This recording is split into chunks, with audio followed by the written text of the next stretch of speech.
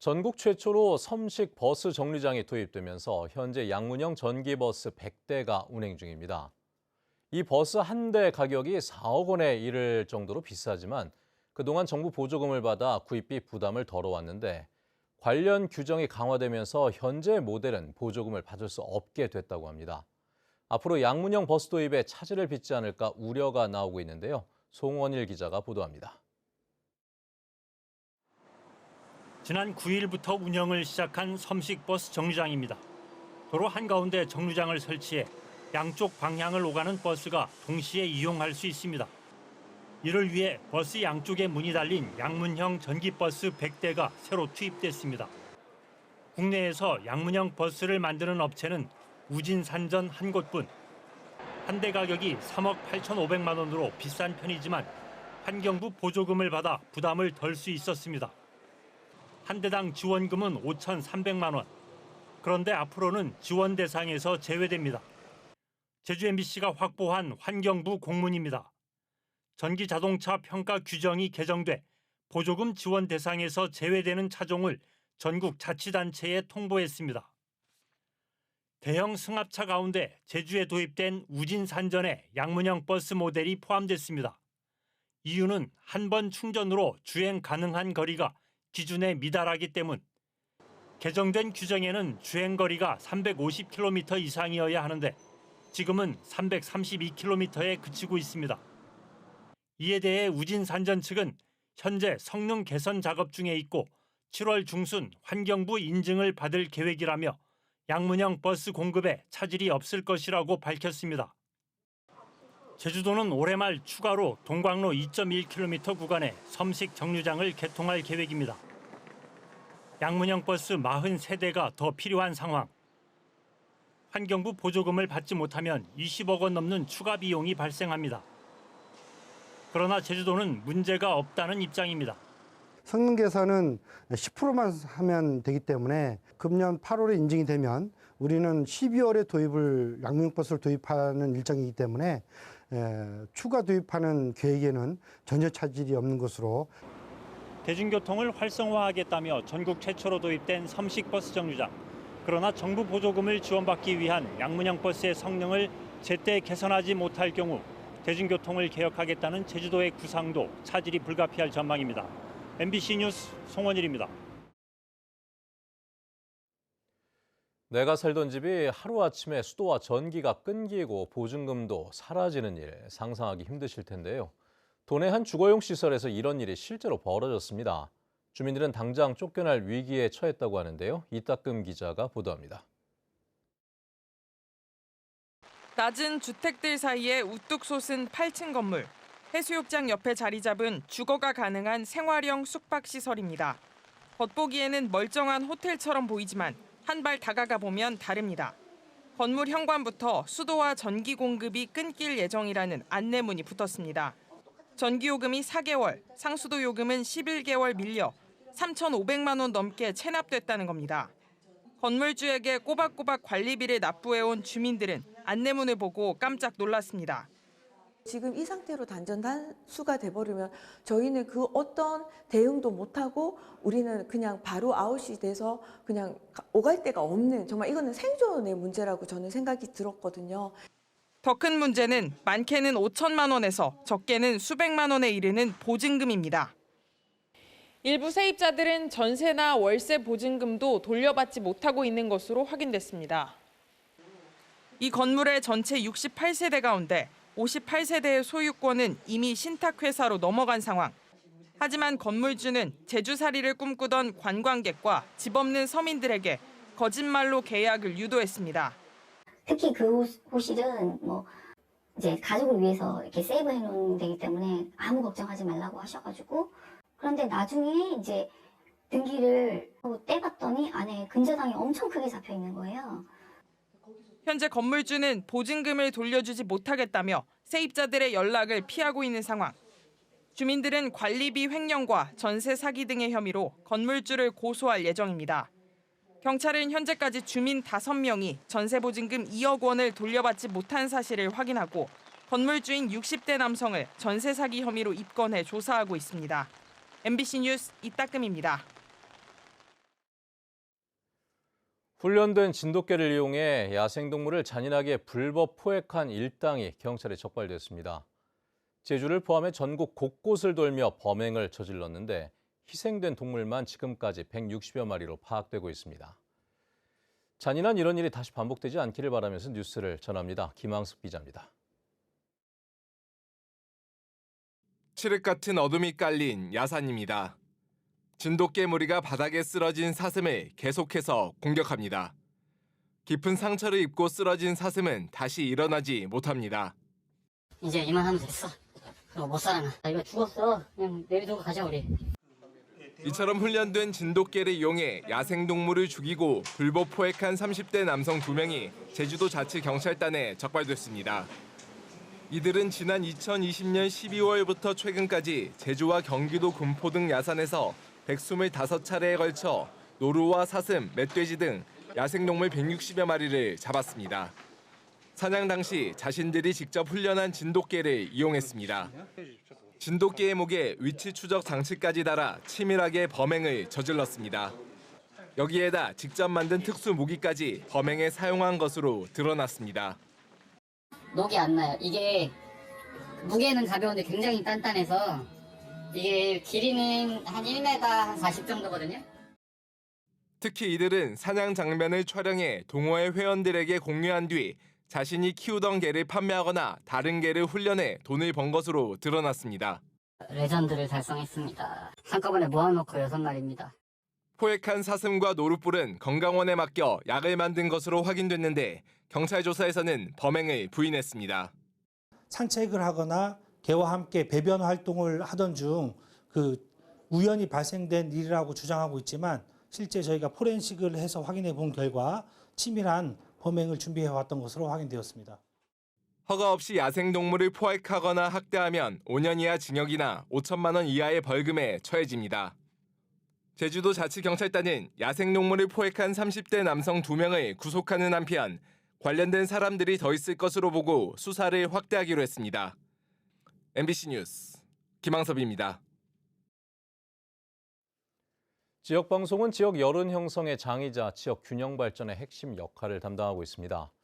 하지만 방송 산업의 침체가 길어지면서 특히 지역 방송들이 큰 영향을 받고 있는데요. 지역 소멸 대응을 위해서도 지역 방송을 위한 제도적, 정책적 지원이 반드시 필요하다는 지적입니다. 정인공 기자입니다. 지난 3월 영남권을 덮친 초대형 산불. 꺼지지 않을 것만 같던 산불은 10만 4천 헥타르의 산림을 태우고 1조 800억 원의 재산 피해를 안겼습니다. 이 같은 재난 현장에 누구보다 빠르게 달려가서 끝까지 남아 있었던 건 지역방송이었습니다. 지역방송은 이처럼 지역의 상황을 담아내고 지방자치시대 여론 형성 기능에 중요한 역할을 하고 있지만 급변하는 미디어 환경 변화와 함께 찾아온 방송산업 침체에 직격탄을 맞고 있습니다. 지난해 지역 방송사의 광고 수익은 7% 가까이 감소했고 취약한 수익 구조로 흑자를 기록한 곳은 한 손에 꼽을 정도입니다. 지방자치시대 지역방송 지원을 위해 열린 토론회에서 현실적인 지원 방안 마련이 필요하다는데 참석자들이 의견을 모은 이유입니다. 지역방송 규제 특례를 통해서 중간 광고를 증가시켜준다거나 아니면 다양한 규제 개선 혹은 협찬 중에서도 제목 협찬 이런 것들을 해주자는 얘기를 정부에서도 많이 했었는데 실제로 실천이 없었습니다. 지역 방송사는 지역 소멸을 막기 위한 지역 여론 형성에 기여하고 있지만 정작 지원은 점점 쪼그라들고 있는 게 현주소입니다. 지역 방송사가 공익 목적 방송 발전을 위해 내는 방송발전기금은 한 해 2천억 원에 육박합니다. 하지만 39개 지역 방송사에 지원되는 정부 지원 예산은 50분의 1 수준인 45억 원 정도에 그치고 있습니다. 지역 방송들도 열심히 위기를 탈출하기 위해서 자구책을 열심히 추진하고 있습니다. 그렇지만 새 정부가 출발하면 정부 차원의 절실한 지원책도 효과적으로 집행돼야 한다 이렇게 생각합니다. 열악한 재정 구조와 턱없이 부족한 지원에 이제는 존립 자체를 위협받고 있는 지역 방송. 수도권 집중화와 인구 절벽을 막기 위한 방파제 역할을 할 지역 방송에 대한 제도적 지원책 마련이 시급하다는 목소리가 점점 더 커지고 있습니다. MBC 뉴스 정인곤입니다.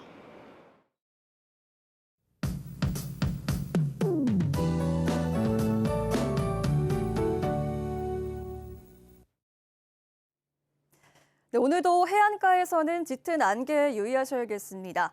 이 고온다습한 남서풍의 영향으로 제주도 해상에는 이렇게 짙은 안개가 깔려 있는데요.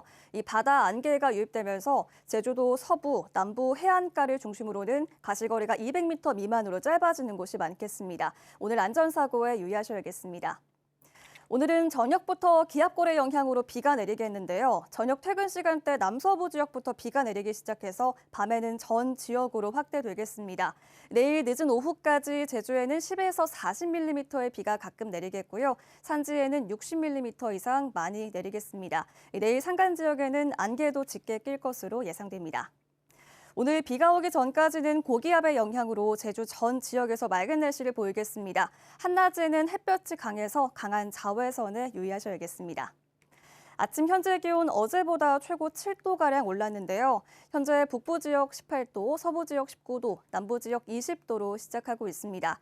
오늘 낮 최고 기온은 북부 지역 25도, 동부 지역 24도, 남부 지역 23도로 어제만큼 덥겠습니다. 도서 지역도 맑은 날씨가 이어지겠습니다. 다만 안개가 껴서 여객선 이용객들은 운항 정보를 확인하셔야겠습니다. 우도는 낮 기온이 26도까지 오르겠습니다. 오늘 바다의 물결은 제주도 전 해상에서 잔잔하게 일겠는데요. 항해하거나 조업하는 선박은 안개에 유의하시기 바랍니다. 절기상 소만인 내일 비가 그친 뒤에는 기온이 조금 내려가겠고요. 금요일까지 흐리다가 토요일 오전에는 비가 내릴 것으로 예상됩니다. 날씨였습니다. 권영국 민주노동당 대선 후보가 제주 유세를 앞두고 제주 지역 5대 공약을 제시했습니다. 권영국 후보는 제주 제2공항 건설 계획 절차를 중단하고 해당 예산과 신항만 예산으로 무상 대중교통과 버스 공영화를 추진하는 안을 제시했습니다. 또 권 후보는 4.3을 왜곡하거나 폄훼하는 행위를 처벌할 수 있도록 4.3 특별법을 개정하고 가짜 탄소 중립 정책을 폐기해 정의로운 기후 위기 대응 방향으로 전환하겠다고 밝혔습니다. 대통령 후보 캠프를 사칭한 사기가 잇따르고 있습니다.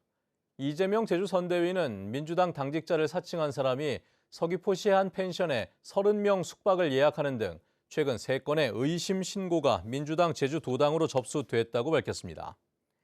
선대위는 긴급회의를 열고 민주당에 대한 나쁜 이미지를 심기 위해 당직자나 보좌관을 사칭해 음식점과 숙소를 예약한 뒤 잠적하는 사례가 잇따르고 있다며 소상공인들의 피해 예방을 당부했습니다.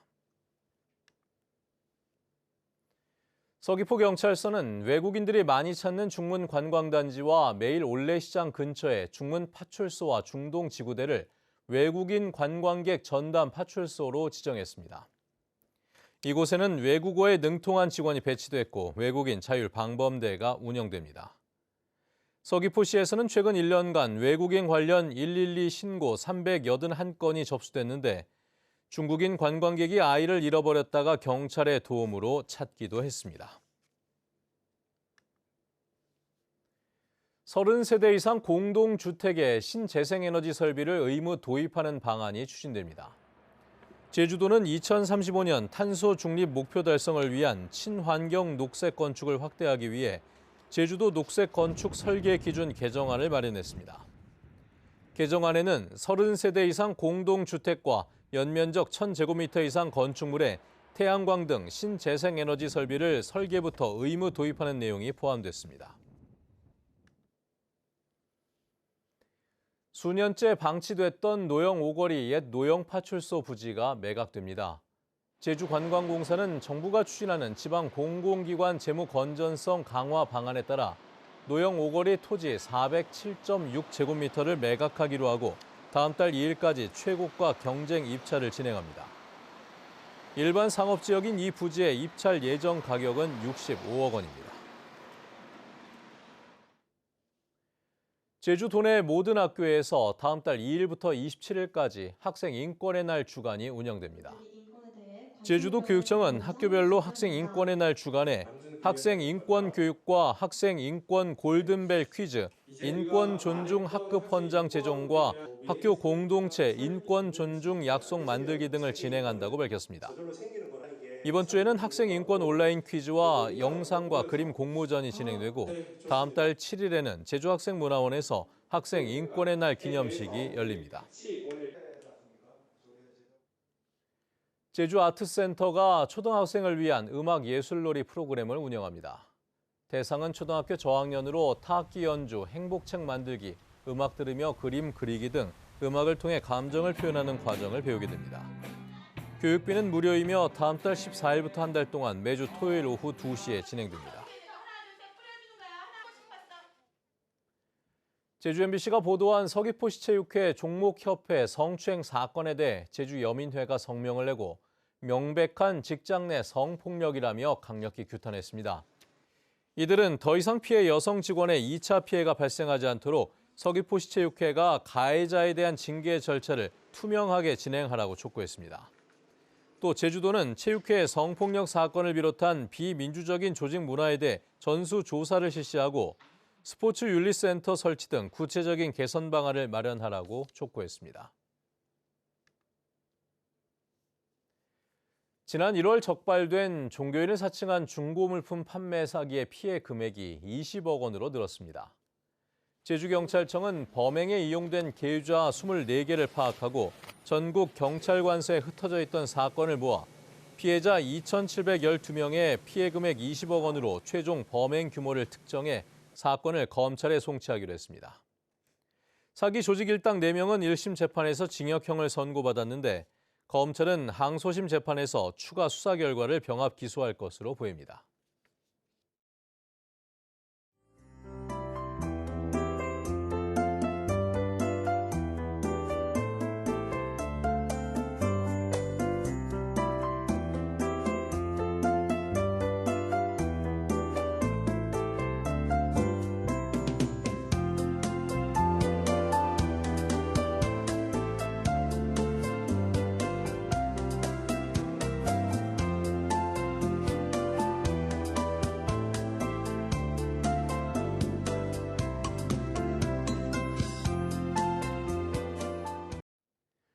네, 뉴스투데이 제주를 마칩니다. 시청해주신 여러분 고맙습니다.